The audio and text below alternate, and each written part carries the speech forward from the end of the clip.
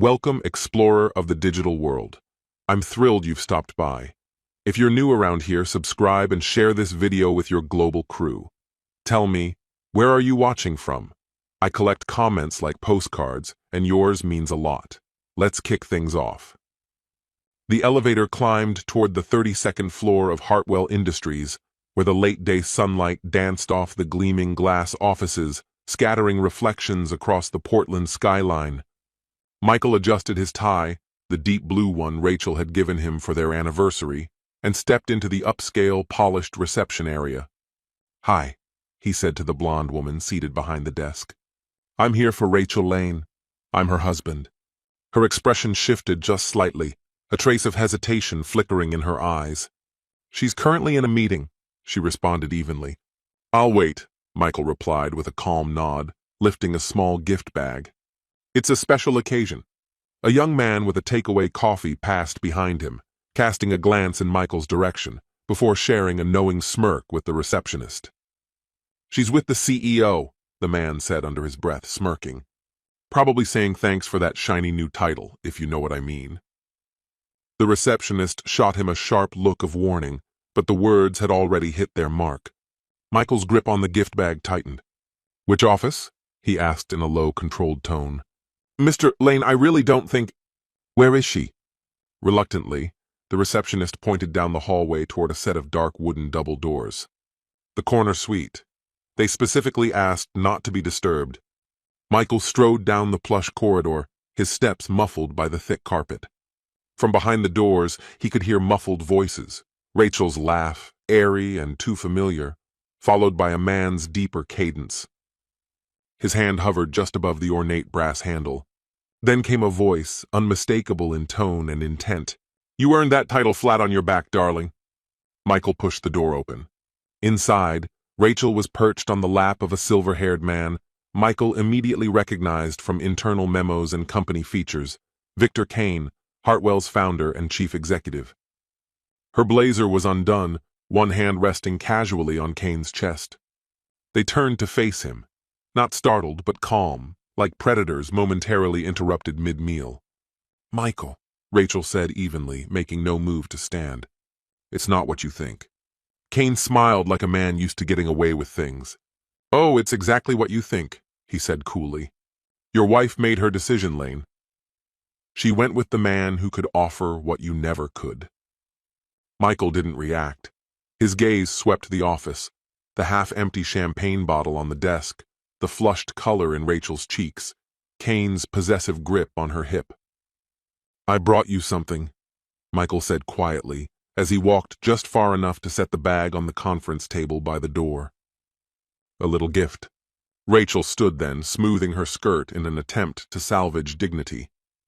"Michael, please, let me explain." "There's no need," he said. He raised his phone, snapped a photo, one soft click, and captured everything. Rachel's disheveled appearance, Kane's smug expression, the intimacy between them. Kane's face darkened. "Delete that, right now." Michael slid the phone into his pocket. "Congratulations, Rachel. You really earned that promotion." He turned without another word, leaving the unopened bag behind. In the elevator, Michael stared at the image on his phone. The shot was flawless. Rachel's hand on Kane's chest, both looking directly into the camera, caught in the act. He sent the photo to his personal email and backed it up to a secure cloud folder he typically used for confidential work materials. When the elevator doors parted on the ground level, he walked out through the lobby at a steady, deliberate pace. A few employees glanced his way. Their expressions carried the same weight: suspicion, curiosity, the kind of attention that follows when someone shows up where they shouldn't. Outside, he climbed into his truck and sat still, breathing slow and steady for 10 full minutes. Then he opened his laptop and typed Victor Kane's name into the search bar. The top results were predictable: executive profiles, interviews praising Kane's leadership, his Stanford credentials, the story of how he grew Hartwell from a regional player into a national enterprise. He was married, the article said, to a well-known philanthropist named Catherine Kane. They had 2 adult daughters, homes in Portland and Aspen. It was the next search, narrowed with keywords that brought more revealing hits. A lawsuit filed 3 years prior. A former marketing executive had accused Kane of misconduct. The case was settled quietly, wrapped in a non-disclosure agreement. Another from 5 years earlier. Different plaintiff, same accusations. Another abrupt departure. Michael bookmarked every relevant page. Then he started the engine and began the drive back to Lake Oswego, to the quiet neighborhood where the house he still technically shared with Rachel stood waiting. Lisa Kim had moved to Chicago, where she started a consulting firm of her own. Her departure, along with Thompson's, had taken Hartwell by surprise. Thompson had handed in her resignation on a Monday, giving 2 weeks' notice, but was gone by Friday. Her office cleared out. Kim, meanwhile, was dismissed under the claim of performance deficiencies. Conveniently, in the same week she submitted a formal complaint about misconduct. Performance deficiencies? That was the justification noted in HR records. But the timing didn't make sense. Just weeks before they left, both women had been evaluated positively. Thompson, in fact, had been a contender for an upcoming promotion. Michael reviewed the sequence of events that Evan had organized. A troubling pattern was becoming evident. Victor Kane seemed to consistently single out attractive female employees, using his influence to cross professional lines. Once the entanglements grew complicated or risky, he cut them loose. Confidential payouts kept everything contained. The women moved on, careers dented but not entirely derailed. "There's something else," Evan said. "I think I've found the next person he's targeting." He opened Sarah Patel's Instagram page, Hartwell's current HR director. Her recent posts showed signs of strain. The captions alluded to internal pressures and moral dilemmas. No names were mentioned, but the timing of her updates coincided with what had happened to Kim and Thompson. "I think she sees the pattern," Evan said, "but she's trapped." Michael closed the notebook. "I need to speak with her." Sarah Patel agreed to meet Michael at a quiet cafe on Portland's southeast side, about 20 minutes from the Hartwell headquarters. She responded after receiving a carefully worded message from him on LinkedIn, where he referenced shared concerns about the company's culture. In person, she looked smaller than in her official profile photo. Tired eyes, a guarded posture, the demeanor of someone who never truly felt safe. "I don't even know why I showed up," she admitted, stirring her drink with visible anxiety. "If Victor finds out I met you—" "He won't," Michael replied calmly, "and I'm not recording anything." Sarah glanced around, then said quickly, "Your wife." Rachel really did deserve her promotion. Her campaigns genuinely drove revenue. That should be acknowledged. She hesitated, then added, "But there was no selection process. No interviews, no review panels. Victor just announced it during a meeting and told me to file the paperwork afterward." Michael sipped his coffee, saying nothing. "This is how he operates," Sarah said, now lowering her voice. "He picks someone he favors, assigns them special projects, offers mentorship, exclusive FaceTime. Then lines begin to blur. Eventually, things get personal." Michael remained steady. "And when someone doesn't play along, they get sidelined, passed over for projects, criticized in evaluations, slowly frozen out of key meetings. Eventually, they quit or get dismissed under vague justifications." Her hands shook as she lifted her drink. "I'm the one who sees the full cycle," she whispered. "All the paperwork crosses my desk." "Then why haven't you come forward?" he asked. She let out a hollow laugh. "Come forward to whom?" "Victor controls 60% of the company. The board's filled with his old buddies. And legal? They've written his NDAs for years. What about government agencies? The Department of Labor? The EECC? Based on what?" she said bitterly. "None of it's ever documented. It all happens off the record. Anyone who knows anything is legally gagged." "And those who aren't?" She went silent, then replied so softly it was nearly inaudible. "They're afraid." "Afraid of what?" Michael asked. "Retaliation," she said. "Victor's connected. One call, and someone's career is over. Especially in Portland. Logistics and marketing are tightly networked. He can shut doors you didn't even know existed." Michael leaned forward. "What would it take," he asked, "to build a case no one could silence?" Sarah studied his face closely, searching for resolve beneath the surface. "Have you spoken to an attorney yet?" she asked. "Not officially," Michael answered, "but I'm weighing it heavily. You'll need solid proof," she cautioned. "Expense reports that show fraud. Documentation of inappropriate quid pro quo. Multiple testimonies from women willing to breach their NDAs and accept the risk of legal retaliation." She exhaled, then shook her head slowly. "It's a monumental task. Months of investigation, and a legal team bold enough to take on someone with deep pockets and heavy influence." "But what if the evidence exposed itself?" Michael said. "What if Kane's behavior became so blatant that no one could reasonably dismiss it anymore?" "What exactly are you implying?" she asked, narrowing her eyes. Michael unlocked his phone and held it out for her to see. A photo lit up the screen, Rachel and Kane. Her expression shifted. "When was this taken?" "Last Thursday," he replied, "in his office." During normal business hours, Sarah studied the image, her silence thick with recognition. "This could be the proof we've been waiting for," she murmured at last. "Clear violation, captured on company premises, in the middle of the workday. It substantiates everything we've long suspected, but couldn't validate." Michael leaned forward. "Would you be willing to identify which corporate policies this breaches?" She hesitated, visibly calculating the risk. "I'd consider it, but only with legal protection. I won't put myself in the line of fire without it." "What if others are ready to speak up too?" he offered. "Women who were never silenced by legal settlements because their cases never advanced that far." "Who are you talking about?" she asked carefully. He named Jennifer Walsh, the account manager he'd seen in tears in the parking lot, and mentioned his intention to reach out to Sandra Thompson and Lisa Kim. He painted a fuller picture, a trail of women whose careers and reputations were quietly wrecked while Victor Kane faced zero consequences. "If we get enough women to speak publicly, those NDAs start to crumble," Michael said. "Kane can't silence everyone, and once the media catches on, the board won't be able to keep pretending this isn't happening." Sarah sat quietly, staring into the dark swirl of her coffee. Her mind turned. "I've kept backups," she said finally. "Everything. HR paperwork, records of promotions and terminations, performance reviews. I've been documenting it for my own protection."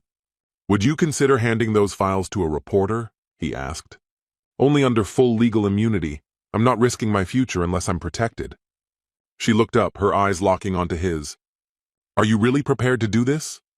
To go after Victor Kane head on?" Michael thought of Rachel's fingers resting against Kane's chest. He remembered Kane's smug voice calling himself a real man. He thought of everything that had unraveled. 18 years of marriage disintegrated by ego and power. "He didn't just destroy my relationship," Michael said. "He's been wrecking women's lives for years. It's time someone put a stop to it." Sarah nodded slowly, conviction building in her voice. "I know someone, Amy Chen. She's a reporter for the Portland Business Journal. Been trying to investigate abuse in tech and shipping industries, but every lead gets buried." "Would she be interested if we brought her solid proof?" "If we lay out a clear, documented pattern and get multiple voices on record," Sarah said, "she'll run with it. Amy doesn't scare easily. She'll take the shot." For the first time in what felt like weeks, Michael allowed a small smile to break through. "Then let's give her something she won't be able to walk away from." The next few weeks were a flurry of quiet planning. Sarah handed over copies of critical HR documents, files that clearly illustrated a pattern, rapid promotions followed by swift and unexplained departures. Evan, using contacts from his journalism class, managed to track down both Sandra Thompson and Lisa Kim. After some convincing, they agreed to come forward and share their experiences with Kane. Getting Jennifer Walsh on board proved more difficult. She eventually agreed to meet Sarah and Michael in a secluded restaurant in Beaverton, well away from Hartwell's headquarters and the prying eyes of downtown Portland. "I can't afford to lose this job," Jennifer said, absently pushing around her salad. "I've got rent, student loans. If Kane blacklists me, I'm finished." Sarah leaned in, her voice calm but firm. "Jennifer, He's already made up his mind about you. That's how this works. Right now, he's deciding whether you're worth the hassle. Go along with it, and you climb the ladder. Push back, and you're done. Jennifer's voice was barely above a whisper. But I haven't done anything to resist, she said. He's never explicitly crossed a line with me. Michael leaned forward across the table. What about your meeting with him last Thursday? The one where you came out looking like you'd been crying? A flash of discomfort passed over Jennifer's face. You saw that? I was outside in the lot. You looked rattled. She took a breath, then spoke with caution. He said he wanted to talk about the Morrison file, but then he veered off topic, started asking about my personal life, if I was seeing anyone, where I live. She trailed off, then continued, slower this time. He offered to help me find a better place, closer to his neighborhood. I said no, and suddenly his whole demeanor changed. He criticized my work, said I was falling short on Morrison, questioned whether I could handle more responsibility. Classic grooming tactic, Sarah said. He's testing how much he can get away with. Next step is creating a crisis that only he can solve, probably by threatening your position, then offering a solution that comes with strings attached. Jennifer's expression hardened. So you're saying I'm already a target? Michael gave a slow nod. I'm saying you've got two options. Let him chip away at your future until there's nothing left, or help us shut this down before it gets any worse. Jennifer glanced between the two of them. What exactly are you asking me to do? Sarah outlined the plan, introducing the journalist, explaining how several former employees had agreed to speak on the record, and laying out the evidence they'd compiled so far. We need someone on the inside, Michael added, someone who can corroborate what's happening now, not just what's in the history books. Jennifer's gaze narrowed. What about your wife? She was the last one promoted. If she told the truth about how she earned that bump, Michael's jaw tightened. Rachel won't go public. She thinks Kane's going to divorce his wife for her. Jennifer raised a brow. Is that even remotely likely? Michael shook his head. Men like Victor don't leave their wives. They just accumulate names until someone stops them or everything collapses. Jennifer exhaled slowly. If I do this, what kind of legal safety net do I have? Sarah reached across the table with a folder. Oregon's whistleblower laws are on your side. We also have federal protections, especially if we can show a consistent civil rights violation pattern. Once this hits the press, Kane's influence won't stretch far enough to touch you. Jennifer opened the folder and scanned the contents, considering. What's your deadline? 2 weeks, Michael replied. The company's annual gala is next Friday. Board members, VIP clients, media, all in one place. Dropping the story that week will make the biggest impact. Jennifer looked out the window, her eyes lingering on the distant sea of parked cars. A long silence followed. Okay, she said almost to herself. I'm in, but I want to record our next meeting. If he steps over the line again, I want proof that's airtight. The following Tuesday, Amy Chen from the Portland Business Journal met them at Sarah's law office. Michael hadn't anticipated she'd be so young, maybe mid-30s, but her sharp eyes and no-nonsense demeanor made it clear she didn't shy away from messy stories. This is huge, Amy said, scanning the spread of documents across the table.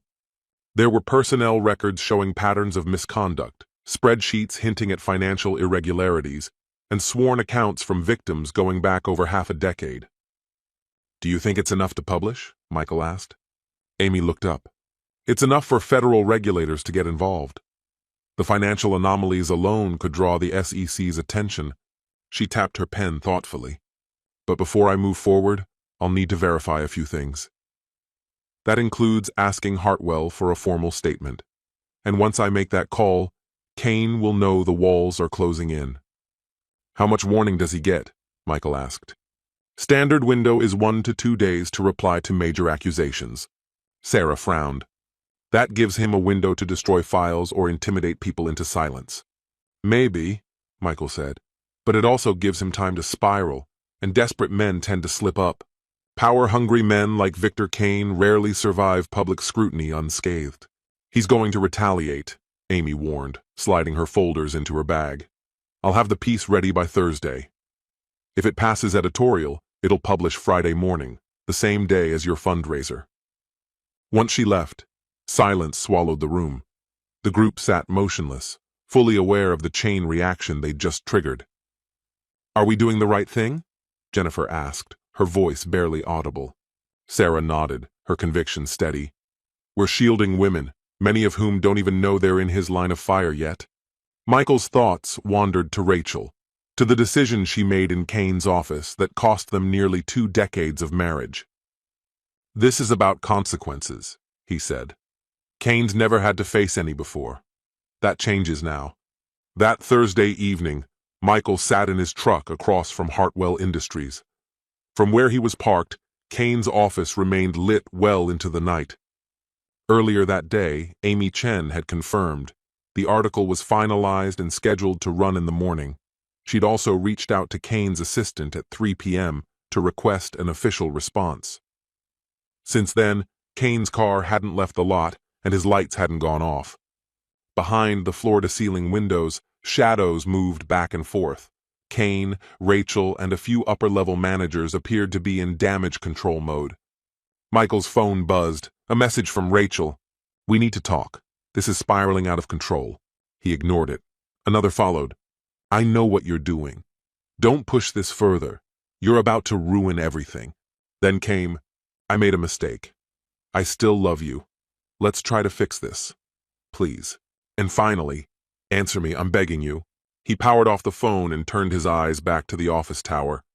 At 10 p.m., Kane finally emerged, walking briskly toward his car. Rachel trailed him, clearly agitated, her arms gesturing wildly as they argued.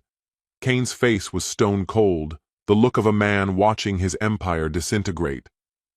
They climbed into separate cars, Kane into his Tesla, Rachel into her silver Mercedes, and drove off in opposite directions. Michael started his truck and followed Kane from a safe distance, navigating the quiet downtown streets. Eventually, the Tesla pulled into the driveway of a high-end hotel near the airport. Michael parked nearby and watched as Kane exited the vehicle, carrying a small overnight bag. He walked in alone. Whether he was escaping or regrouping, Michael couldn't tell, but he was clearly retreating. Back at home, Evan was seated at the kitchen table, his laptop open and printouts scattered around him. "The article's already live," he said as Michael walked in. Amy's editor rushed it to press to avoid a court order. Michael took the laptop and read the headline. "CEO of Hartwell Industries, accused of systemic misconduct and corporate financial exploitation." The story was airtight. Amy had backed every claim with verifiable documentation, company credit card statements detailing hotel bookings, linked directly to off-site meetings with female employees. One photo dominated the page, Rachel seated in Kane's office. Her image was accompanied by named testimonies from Sandra Thompson, Lisa Kim, and Jennifer Walsh. "It's already been shared over 200 times, Evan noted. "Once the bell rings tomorrow, the stock's going to tank." Michael switched his phone back on. 47 missed calls, 31 unread messages, almost all from Rachel, her tone escalating from pleading to panicked. The last message read, "You ruined my life. I hope you're happy." Michael replied simply, "You did that on your own. I just documented it." By Friday morning, the media storm had begun. Michael's phone wouldn't stop ringing, reporters wanting quotes, colleagues in disbelief, and lawyers circling, all assuming divorce was imminent. At 9 a.m., Evan handed him a tablet. "The follow-up's trending." Every major business outlet in the region had picked up the story.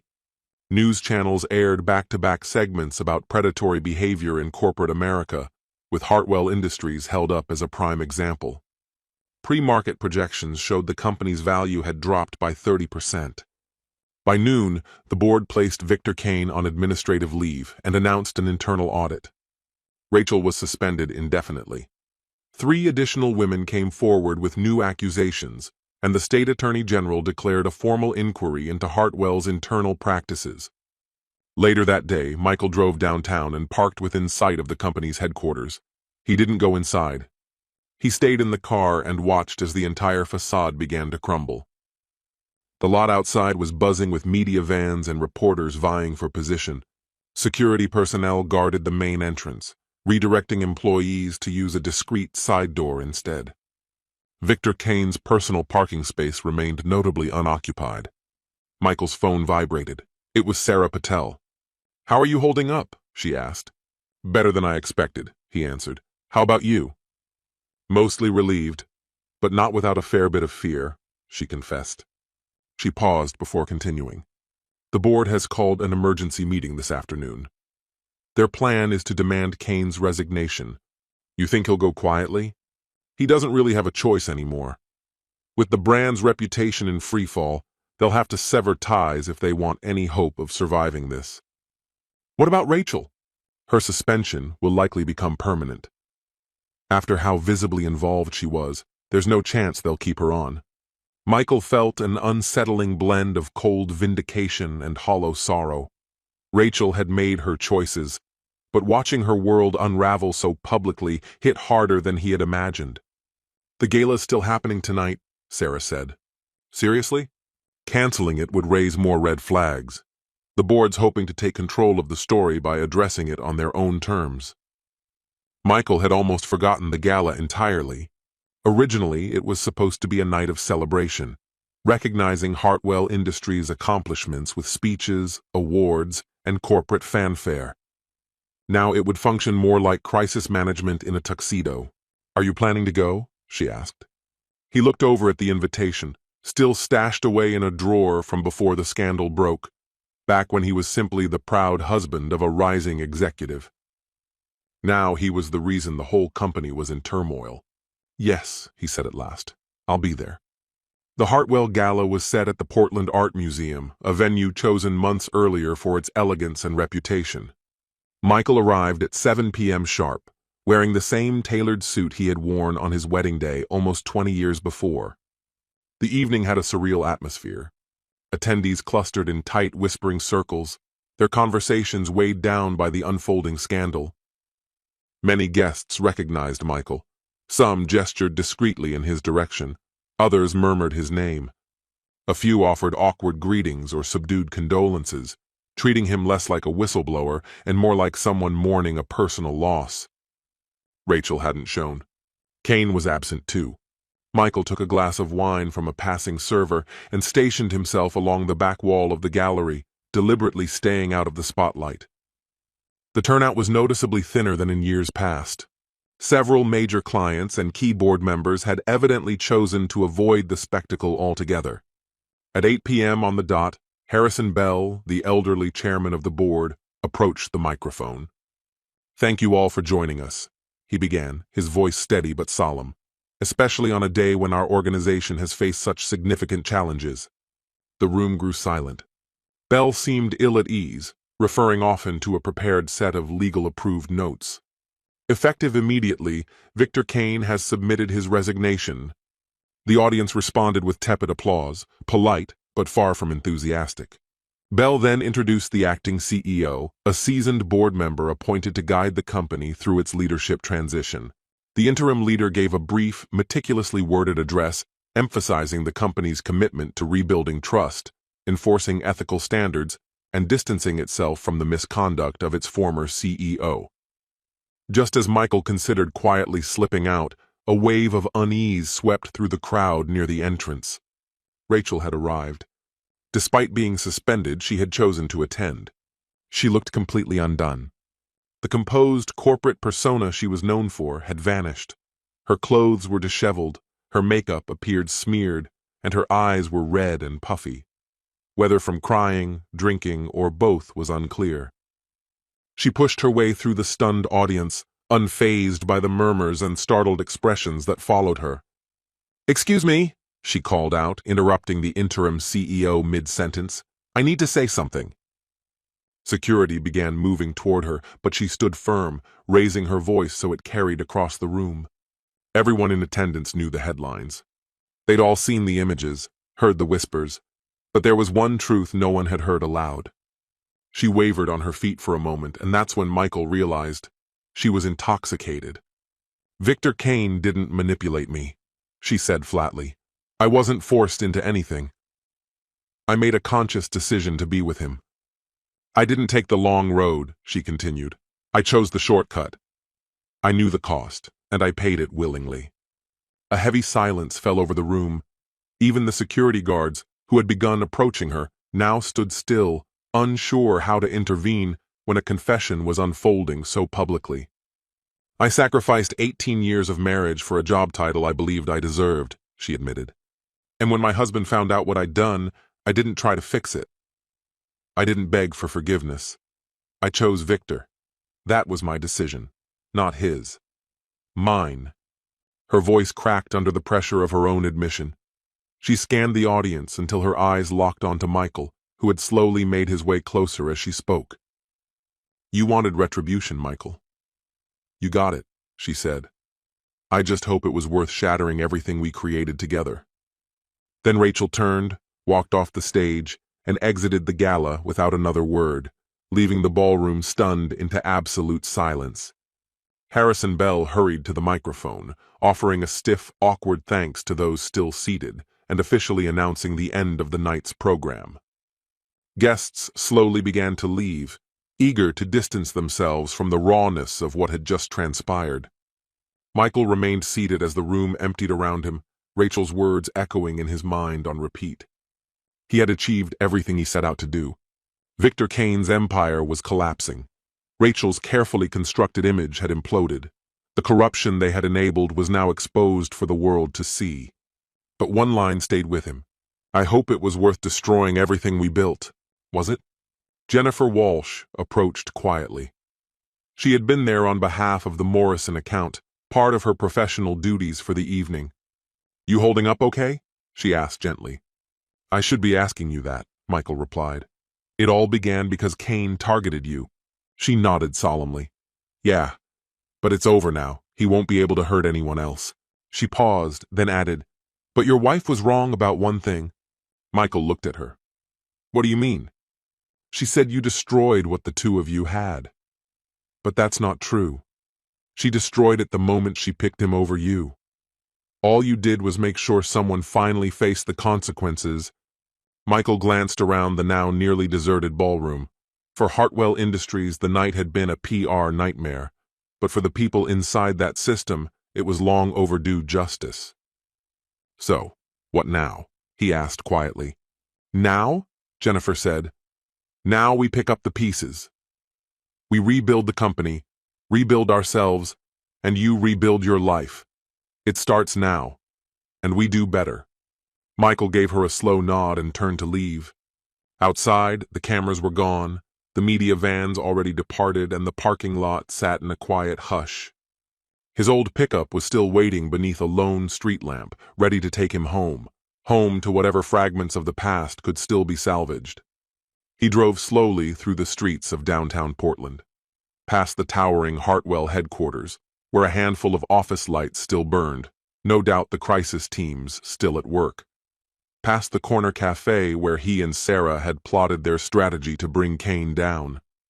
Past the hotel where Kane had taken refuge before the entire scandal broke wide open. When Michael finally stepped inside his home, Evan was there on the couch, a beer in hand and a look of quiet understanding on his face. How'd it go? His son asked. Michael sank into the couch beside him, exhaustion radiating from every part of his body. Rachel showed up, he said. She stood in front of the entire room and told the truth. How do you feel about it? Michael paused. The fury that had once driven him was gone now. In its place was something still and unfamiliar. Emptiness, maybe, but also peace.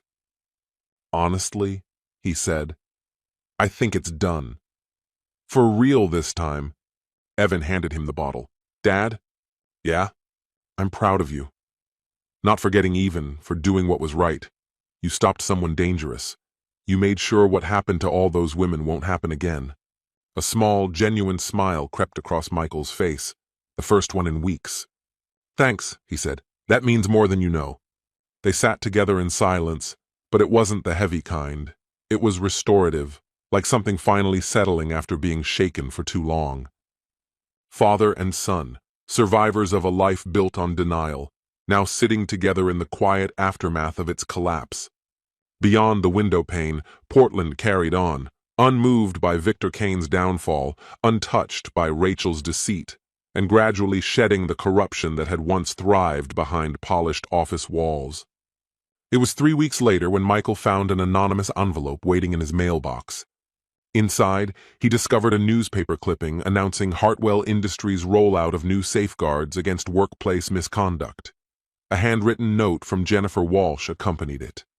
"Thanks for doing what the rest of us were too afraid to. You've made this place better." Also enclosed was a small item, carefully wrapped in thin tissue paper. Michael unfolded it gently, revealing the vintage Cartier wristwatch he had once bought in honor of Rachel's promotion, the very gift he'd left on Victor Kane's desk on the day everything fell apart. Paperclipped to the watch was a second message, this one from Sarah Patel. "Recovered from Victor's office during the cleanup. Thought you might want it back." Michael studied the watch, the memories flooding in, the hope that had filled him when he'd chosen it, the meaning he'd once attached to it, the belief that it had symbolized their shared future. Then, without hesitation, he stepped into the kitchen and dropped the still-wrapped watch into the trash. Some things didn't deserve remembrance. Some gifts were never meant to be kept. Some relationships weren't built to survive. From the next room, Evan looked up from his homework. "You good, Dad?" Michael gave a small nod. "Yeah," he answered. "Things are just as they should be." Outside, the sun was beginning to set over the Portland skyline, casting narrow beams of amber light across a city that had once knelt to Kane's influence, where Rachel had once played her part to rise in rank, and where Michael had once believed too deeply in promises and devotion. But that man no longer existed. In his place stood someone changed, someone who understood that real justice didn't always need noise. Sometimes it took quiet resolve, careful planning, and the courage to watch the whole edifice collapse so something honest could grow in its place. He opened his laptop and began searching for apartments downtown. It was time for a new beginning, to build something genuine from the ruins, to release the past and walk into something true. The reckoning was over. Now came the restoration.